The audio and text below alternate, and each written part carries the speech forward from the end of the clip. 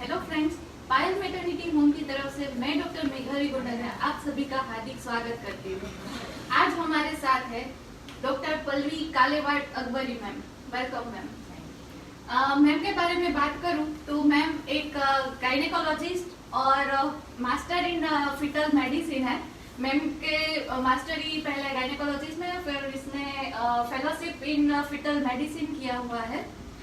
Friends, આજનો આપણો session આપણે ડોક્ટર પલ્લવી કાલેવાડ મેડમની જોડે છે, જે એક નોન ગુજરાતી બેકગ્રાઉન્ડમાંથી બિલોંગ કરે છે, અને સાથે આપણા જે નોન ગુજરાતી ઓડિયન્સ છે એમને આપણે આપણી ઇન્ફોર્મેશન સારી રીતે પહોંચાડી શકે એના માટે આજનો સેશન આપણે ટોટલ हिंदीમાં કમ્પ્લીટ કરશી।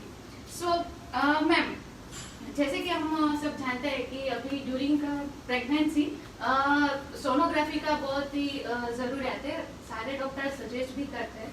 सो जैसे कि हमें पता है कि जो सोनोग्राफी रहती है उसमें एक रेडियोलॉजिस्ट की रिक्वायरमेंट्स रहती है, राइट? सो फिटल मेडिसिन और रेडियोलॉजिस्ट दोनों में क्या डिफरेंस है, मतलब फिटल मेडिसिन एक्चुअल में क्या है? Good evening everyone. मैं डॉक्टर पल्लवी। आज का सेशन हम लोग हिंदी में इसलिए कंडक्ट कर रहे हैं क्योंकि हम लोग थोड़ा नॉन गुजराती पेशेंट भी हमारे कवर कर सके और उन लोगों को भी समझ में आ जाए। So what is fetal medicine? पहला फिटस क्या होता है मैं बताती हूँ। फिटस मतलब जब बेबी या बच्चा मदर की पेट में रहता है या यूट्रस में रहता है तो उनको बोलते हैं फिटस। उनका science is a fetal medicine. It is a maternal fetal medicine. मतलब हम लोग जब फिटल मेडिसिन कोई स्कैन करता है तो जब इनकेस कुछ एनामलीज आती है या बच्चे में कोई प्रॉब्लम्स आती है तो हम लोगों को कभी भी आप देखो रिपोर्ट में हमेशा ऐसा मिलता है कि ये प्रॉब्लम आई है, तो बट आगे क्या करना है lots of people don't know, मतलब बहुत सारे लोगों को ये पता नहीं होता। तो फिटल मेडिसिन हम लोग स्कैन करते हैं, स्कैन में कुछ आता है या प्रॉब्लमेटिक होता है तो वो प्रॉब्लम माइनर है या मेजर है। मेजर है तो उसमें कोई जेनेटिक प्रॉब्लम्स नहीं है ना, उसमें कोई रंग सूत्र जिसको हम लोग गुजराती में बोलते हैं क्रोमोसोमल इश्यूज नहीं है ना, ये सब देखते हैं और उसके बेसिस के ऊपर आगे जाके ये बच्चे का आउटकम क्या रहेगा, डिलीवरी के बाद ये बच्चा क्या क्या कैसे इसकी ग्रोथ होगी, ये सब चीज़ों पे हम लोग जनरली कॉन्सेंट्रेट करते हैं और ये सब काउंसलिंग हम फिटल मेडिसिन करते हैं। जब भी कोई high risk mother, high risk मतलब जिनको डायबिटीज़ है या जिनके बीपी की तकलीफ है या क्रोनिक डिसीज होते हैं जिसमें, तो ऐसे मदर्स में प्रेगनेंसी रहती है तो इन मदर्स का मॉनिटरिंग, उनके साथ उनके बच्चे का monitoring, this is the maternal and fetal medicine. The difference is this much. Difference radiologist में और फिटल मेडिसिन में इतना ही होता है कि रेडियोलॉजिस्ट आपको सिर्फ एक रिपोर्ट देता है, फिटल मेडिसिन आपको रिपोर्ट के साथ उसके आगे क्या करना है, ये बच्चे का आउटकम कैसे होगा, ये मदर की थ्रू आउट प्रेगनेंसी कैसे जाएगी और इमीडिएटली आफ्टर प्रेगनेंसी मदर और बच्चे को हम लोगों को क्या क्या फेस करना पड़ेगा, ये सब चीज़ें की आइडिया आपको फिटल मेडिसिन देता है। तो that is the difference basic. Okay ma'am, जैसे कि अभी हमें पता चला कि ये फिटल मेडिसिन कितना रिक्वायर्ड है ड्यूरिंग प्रेगनेंसी, तो क्या आप हमें गाइड कर सकते हो कि ड्यूरिंग प्रेगनेंसी कितनी सोनोग्राफी करवाने की जरूरत रहती है? Okay, actually that is very good question because lots of time लोग मुझे पूछते हैं कि मैडम अभी तो किया था सोनोग्राफी, अभी वापस करने को बोला है, तो कितने सोनोग्राफी जरूरी होती है? एक्चुअली आप देखा जाए तो 4 से 5 सोनोग्राफी कंपलसरी होती है। तो मैं आपको स्टेप वाइज कब कब करनी होती है ये बताती हूँ। सबसे फर्स्ट सोनोग्राफी आती है हम लोग बोलते हैं वायबिलिटी स्कैन। वायबिलिटी स्कैन हम लोग जनरली 6 to 8 वीक्स के बीच में करते हैं। उस टाइम हम बच्चे का डेवलपमेंट 6 to 8 वीक्स के हिसाब से बराबर है या नहीं, जो प्रेगनेंसी है वो यूट्रस में ही है ना, यूट्रस के बाहर तो नहीं है, कितने सारे प्रेगनेंसीज है, मतलब सिंगल है, डबल, ट्विंस है या ट्रिपलेट्स है, कार्डियक एक्टिविटी मतलब बच्चे के हार्ट बीट्स आए हैं या नहीं आए हैं, ग्रोथ डिले है तो किसके व्हाट इज द रीजन, मतलब क्या रीजन है उसके बिहाइंड, ये सब देखने के लिए। So this is a viability scan, ये वायबिलिटी स्कैन बोलते हैं। दूसरा स्कैन आता है 11 to 14 वीक्स के हिसाब से। 11 to 14 वीक्स के बीच में जो स्कैन बोलते हैं हम लोग फर्स्ट ट्राइमेस्टर स्कैन बोलते हैं उसको साइमल्टेनियसली एंटी स्कैन भी बोलते हैं और लेमन टर्म्स में बोलो तो 3rd मंथ ની ખોટા સોનોગ્રાફી। તો ડ્યુરિંગ આ ટાઈમે આપણે બાળક અમે કહેતા હોય 70-75% ડેવલપમેન્ટ થઈ જતી હોય, તો આપણે જેટલું બાળક બન્યું છે એ બરાબર બન્યું છે કે નહીં, હેડ ટુ ટો આપણે બધું વ્યવસ્થિત જોતા હોય. અને આમાં કંઈ ખોડકાપણ નથી ના, આમાં કંઈ ગ્રોથ લેગ નથી ના, મતલબ ડિલે પ્રેગ્નન્સી નથી ના. આ સોનોગ્રાફી ઉપર આપણે ક્યારેક ક્યારેક ઇરેગ્યુલર જે લોકોની પીરિયડ્સ હોય તો આપણે એન્ટી સ્કેન ઉપર, ફર્સ્ટ ટ્રાઇમેસ્ટર સ્ક્રીનિંગ ઉપર આપણે પ્રેગ્નન્સીની ડેટ, ડિલિવરીની ડેટ ही આપતા હોય. ટ્વિન્સ હોય તો ટ્વિન્સમાં મલ્ટિપલ પ્રેગ્નન્સીસ યા ટ્વિન્સ હોય તો આમાં કઈ ટાઈપનો ટ્વિન્સ છે, મતલબ આમાં અલગ અલગ ટાઈપના મલ્ટિપલ પ્રેગ્નન્સીસ હોય તો કઈ ટાઈપના છે એ કરતા હોય. અને ખોડકાપણ સાથે આ સોનોગ્રાફીમાં આપણે બાળકના એક જેનેટિક સ્ક્રીનિંગ રેડી કરતા હોય कि अपने बालक में जेनेटिक मतलब रंगसूत्र ना कोई इश्यूज नहीं ना, मतलब कोई प्रॉब्लम नहीं है ना, ये देखने के लिए भी हम लोग कंटिन्यू ये सोनोग्राफी करते हैं. और ये सोनोग्राफी स्पेशली 11 to 14 वीक्स के बीच में ही होती है. उसके बाद थर्ड सोनोग्राफी अपना 11 to 14 वीक का सोनोग्राफी नॉर्मल आता है तो डायरेक्टली हम लोग पेशेंट को टारगेट स्कैन या एनामली स्कैन, जिसको टीफा स्कैन भी बोलते हैं, हम लोग उसके डायरेक्ट उस स्कैन के टाइम पे बुलाते हैं. और ये स्कैन 18 मतलब 18 से 22 वीक्स 22 वीक के अराउंड होता है. इस टाइम मैक्सिमम बच्चा बन गया होता है और कोई मेजर एनामोली या माइनर एनामलीज या प्रॉब्लमेटिक रहती है तो इस टाइम पे हम लोगों को खबर पड़ जाती है. तो हम लोग इसमें ब्रेन डेवलप हो रहा है या नहीं अच्छे से, लंग्स का पार्ट, थोरैक्स, पेट का पार्ट, किडनीज, लीवर, हाथ पैर, इवन फिंगर्स कितने हैं बच्चे को, ये सब चीजें देख सकते हैं. फेस में कोई डेवलपमेंटल इशू नहीं है ना, ये सब चीजें हम लोग देखते हैं. इसको बोलते हैं हम लोग टारगेट स्कैन. इसको हम लोग 18 to 22 वीक्स के बीच में करते हैं. उसके बाद फोर्थ सोनोग्राफी आती है अपने, जिसको बोलते हैं हम लोग ग्रोथ स्कैन और Doppler scan with colour Doppler. इस सोनोग्राफी में हम लोग ये सोनोग्राफी हम लोग दो करते हैं. फर्स्ट सोनोग्राफी जो होती है ये 28 to 32 वीक्स के बीच में करते हैं और दूसरी सोनोग्राफी 34 to 38 वीक्स के बीच में करते हैं. इट इज डिपेंड कि आपके गायनेकोलॉजिस्ट को कैसे जरूरियात होती है या आपकी ग्रोथ बराबर हो रही है नहीं, इसके ऊपर डिपेंड रहता है. तो जो growth scan with colour Doppler होता है उसमें हम लोग बच्चे की ग्रोथ देखते हैं, मतलब बच्चे का वजन देखते हैं, बच्चे का वजन बराबर से बढ़ रहा है या नहीं, बच्चे का पानी जो आजू बाजू में बच्चे का पानी रहता है वो बराबर है या नहीं, और बच्चे को पोषण बराबर से मिल रहा है या नहीं. इसके साथ साइमल्टेनियसली बच्चा 90 महीने तक डेवलप होता रहता है, तो कभी कभी लेट एनामलीज भी आने के चांसेस रहते हैं इवन आफ्टर 7 मंथ के बाद भी. तो उस टाइम हम लोग एक बार बच्चे को ओवरऑल स्क्रीन भी कर लेते हैं क्योंकि कुछ लेट डेवलपमेंटल इश्यूज नहीं है ना, इसके लिए. सो दो डॉपलर स्कैन होते हैं, वन इज बिटवीन 28 to 32 और दूसरा 34 to 38 के बीच में. तो टोटल 4 से 5 स्कैन. ये डॉपलर की जो सोनोग्राफी होती है आपके ऑब्स्टेट्रिशियन के ऊपर डिपेंड है कि वो आपको 1 कहते हैं या 2 कहते हैं. तो 4 से 5 स्कैन कितने स्कैन कंपलसरी होते हैं एक नॉर्मल प्रेगनेंसी को मॉनिटर करने के लिए.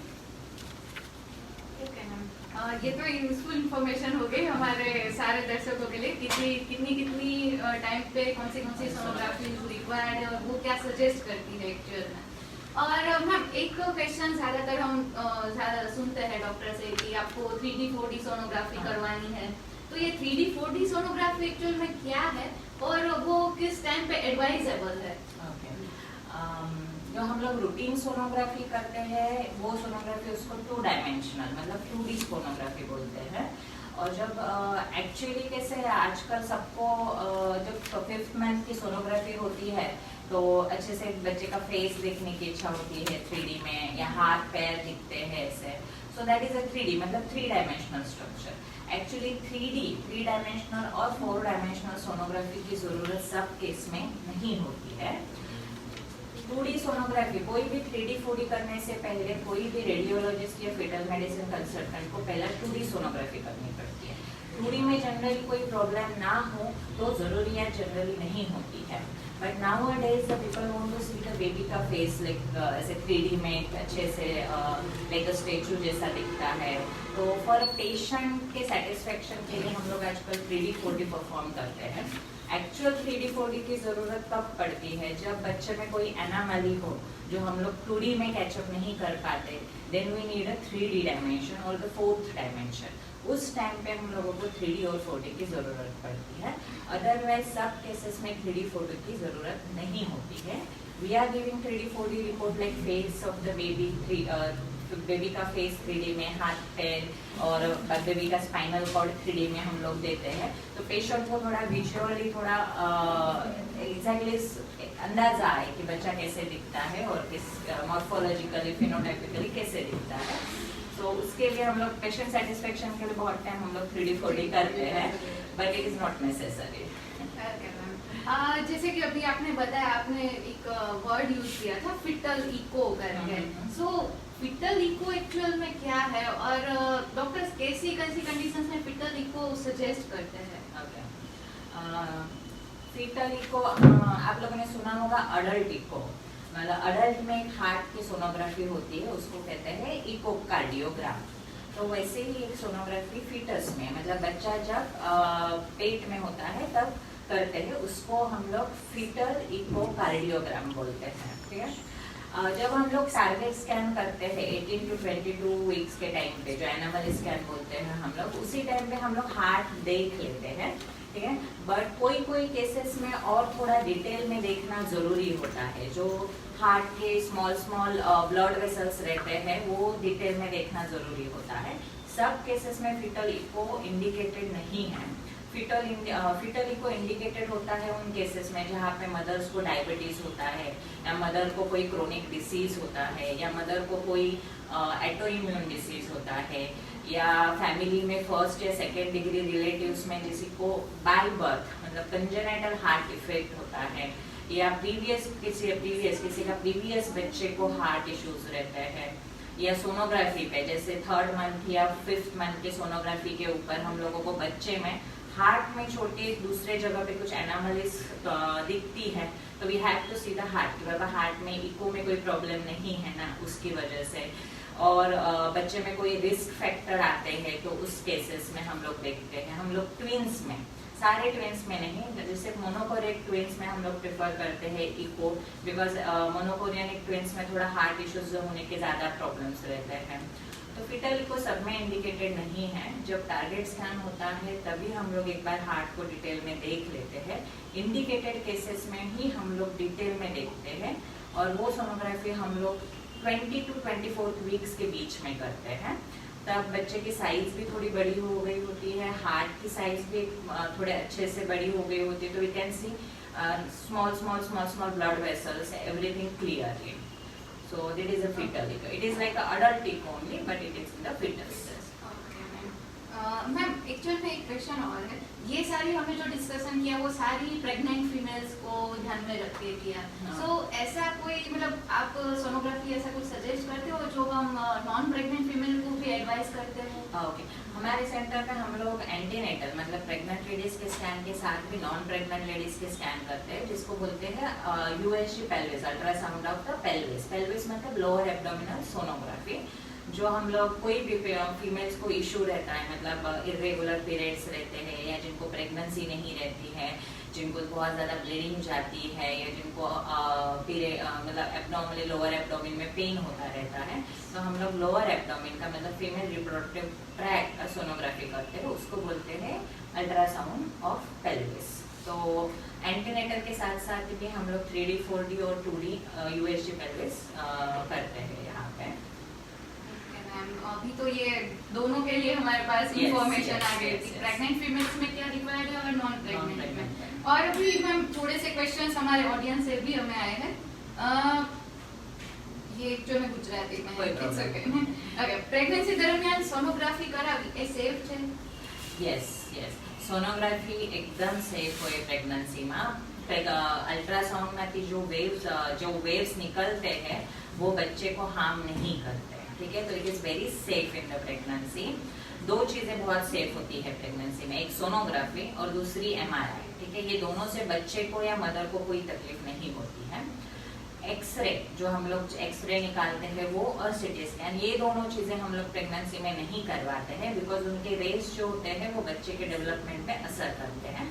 बट कभी कभी कुछ पेशेंट में कभी ज़रूर पड़ती है, तो ऐसे केसेस में हम लोग एब्डोमिनल शील्ड, मतलब जो बच्चे को प्रोटेक्ट करता है, उस एब्डोमिनल शील्ड के साथ हम लोग एक्सरे और सिटी स्कैन निकाल सकते हैं। बट जनरली अनलेस मतलब बहुत ही रिक्वायरमेंट हो तभी, अदरवाइज नहीं करते हम लोग। तो USG and MRI, these things are very safe in the pregnancy. Ma'am next question है, क्या सोनोग्राफी के लिए जब हम जाए तब भूखे पेट जाना जरूरी रहता है? Okay. या खाना खा के जाना चाहिए? ये एक normal question this is very good because मुझे लगता है कि जब से सोनोग्राफी आई है तब से मैं बहुत सुनती हूँ कि भूखे पेट आने को बोला है करके।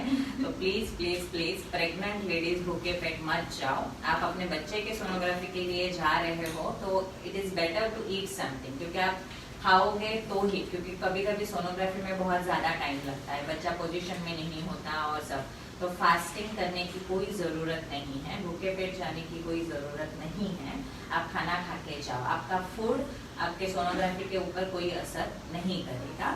ओनली द थिंग इज कि आपका जब 5 मंथ की सोनोग्राफी होती है तब तक आपका ब्लैडर फुल लगता है, तो वो आप वहाँ पे पहुंचोगे तो भी कोई भी सोनोग्राफी के जो असिस्टेंट होते हैं वो आपको गाइड कर देंगे।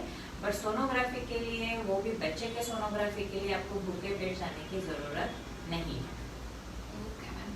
मैम एक नेक्स्ट जो हमारे ऑडियंस का क्वेश्चन है उसको ट्वीन प्रेगनेंसी है।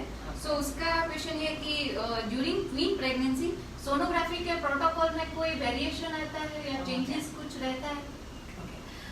ट्विन्स में अलग अलग टाइप्स होते हैं, उसमें 2 मेन टाइप होते हैं। First is a dichorionic, the other is a monochorionic. Dichorionic में क्या होता है, डाइकोरियोनिक में 2 बच्चे जो होते हैं, 2 अलग अलग प्लेसेंटा, प्लेसेंटा मतलब गुजराती में जिसको हम लोग मेली बोलते हैं, 2 अलग अलग प्लेसेंटा होते हैं और 2 अलग अलग बच्चे होते हैं। तो वो बच्चा अपने प्लेसेंटा से न्यूट्रिशन लेता है। मोनोकोरियोनिक में दोनों बच्चे एक ही प्लेसेंटा से न्यूट्रिशन लेते हैं, ठीक है। तो ये 2 टाइप है। तो जनरली डाइकोरियोनिक प्रेगनेंसी का protocol up to 5th month तक सेम है, कोई प्रॉब्लम नहीं, और 22 वीक्स तक सेम है, ठीक है।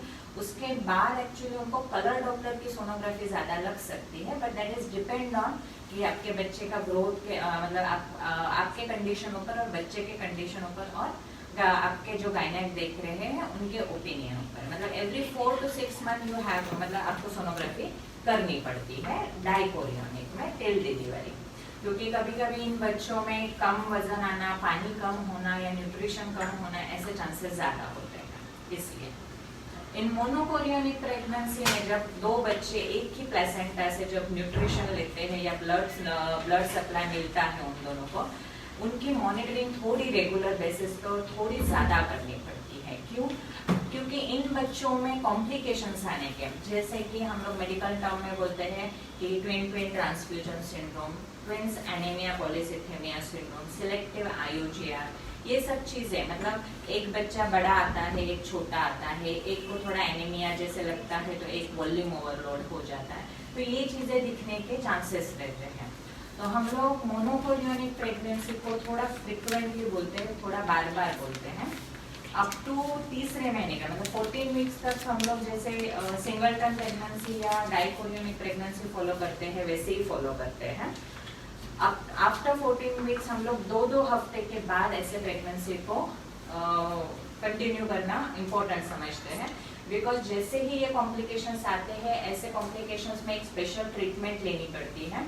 इसके लिए कि ये बच्चे में ये कॉम्प्लिकेशंस नहीं आ रहे हैं ना, आ रहे हैं तो इसको क्या ज़रूरत है, कौन से ट्रीटमेंट की ज़रूरत है, वो हम लोग डिसाइड कर पाए। इसलिए तो थोड़ा ट्विंस में एज कम्पेयर टू सिंगल से थोड़ी ज़्यादा सोनोग्राफीज आती हैं, तो थोड़ा मॉनिटरिंग ज़्यादा लगता है उनमें। ओके मैम, हमारा नेक्स्ट क्वेश्चन है कि डॉक्टर ज्यादातर मैंने भी सुना है कि ड्यूअल मार्कर करके एक रिपोर्ट करवाने को बोलते हैं। सो ये ड्यूअल मार्कर एक्चुअल में क्या है और वो कैसे केसेस में हम उसको पेशेंट को सजेस्ट कर सकते हैं? डुअल मार्कर को और एक नाम है डाउन सिंड्रोम स्क्रीनिंग, और दूसरा है फर्स्ट ट्राइमेस्टर स्क्रीनिंग और कंबाइंड स्क्रीनिंग। ये स्क्रीनिंग हम लोग स्पेशली डाउन सिंड्रोम मतलब दिस इज ये जेनेटिक प्रॉब्लम है। जब एम्ब्रियो बनता है तभी बच्चे में थोड़ा काउंटिंग में, मतलब काउंट्स में, क्रोमोसोम्स के काउंट्स में थोड़ा गड़बड़ होती है या प्रॉब्लम्स होते हैं, उसकी वजह से ये प्रॉब्लम्स आ सकता है। ऐसे बच्चों में थोड़ा मेंटली रिटार्डेशन या आगे जाके थोड़ा डिपेंडेंसी और डेवलपमेंट में थोड़ी प्रॉब्लम हो सकती है। तो अपने बच्चे को डाउन सिंड्रोम का रिस्क नहीं है ना, ये देखने के लिए हम लोग डुअल मार्कर करते हैं। ये क्यों करते हैं हम लोग? क्योंकि सोनोग्राफी ऊपर ऐसे बच्चे बहुत टाइम नॉर्मल लगते हैं, एकदम ही नॉर्मल लगते हैं, जो हम लोग डिलीवरी तक कभी कभी पिकअप नहीं कर पाते। तो ये ब्लड टेस्ट है, इसमें हम लोग मदर का ब्लड लेते हैं 3 से 4 ml तक, और वो ब्लड हम लोग लैब में भेजते हैं। उस ब्लड के बेसिस पे एक रिपोर्ट आता है, उसको डुअल मार्कर बोलते हैं, जिसमें ये लोग अपने को डाउन सिंड्रोम का रिस्क देते हैं कि अपने बच्चे को कितना रिस्क है। ये रिस्क बहुत ज्यादा होता है तो उसको कंफर्म करने के लिए आगे कुछ प्रोसीजर्स करने पड़ते हैं, और ये रिस्क कम होता है तो हम लोगों को कुछ नहीं करना है, हम लोगों को प्रेगनेंसी एकदम नॉर्मल समझ के कंटिन्यू करनी है। तो this is the dual marker. और ये डुअल मार्कर हम लोग एंटी स्कैन के साथ ही कर सकते हैं, जो हम लोग तीसरे महीने की सोनोग्राफी 11 to 14 वीक्स के बीच में जो करते हैं हम लोग तभी कर सकते हैं। बिकॉज इस सोनोग्राफी में जो बच्चे के मेजरमेंट्स रहते हैं, वो जो बच्चे की नेक की स्किन की थिकनेस, जिसको नक्कल ट्रांसलूसेंसी बोलते हैं, वो मेजरमेंट हम लोगों को रिपोर्ट के लिए जरूरियात होते हैं। तो ये सोनोग्राफी के साथ ही हम लोग वो ब्लड रिपोर्ट करते हैं जिसमें हम लोगों को डाउन सिंड्रोम स्क्रीनिंग करनी होती है। So it is 11 to 14 weeks के बीच में ये एंटी स्कैन के साथ ही ये डुअल मार्कर करना होता है। હોપ સો ફ્રેન્ડ્સ કે આજના સેશનમાં આપણને ઘણી બધી યુઝફુલ ઇન્ફોર્મેશન્સ મળી હશે। थैंक यू मैम, इतनी यूजफुल इन्फॉर्मेशन हमारे ऑडियंस के साथ शेयर करने के लिए। फ्रेंड्स, आप आपके जो भी रिव्यूज है, आपके कमेंट्स है, जो भी आप हमसे शेयर करना चाहते हैं, या नेक्स्ट सेशन में कौन से टॉपिक के हमारे साथ डिस्कशन में आना चाहते हैं, वो आप हमारे साथ शेयर कर सकते हो। उसके लिए मैं आपको आपका नंबर शेयर कर देती हूँ, 8100043000। एक बार फिर से रिपीट कर देती हूँ, 8100043000। फ्रेंड्स, तब तक के लिए stay safe, stay connected and don't miss to like, share and subscribe.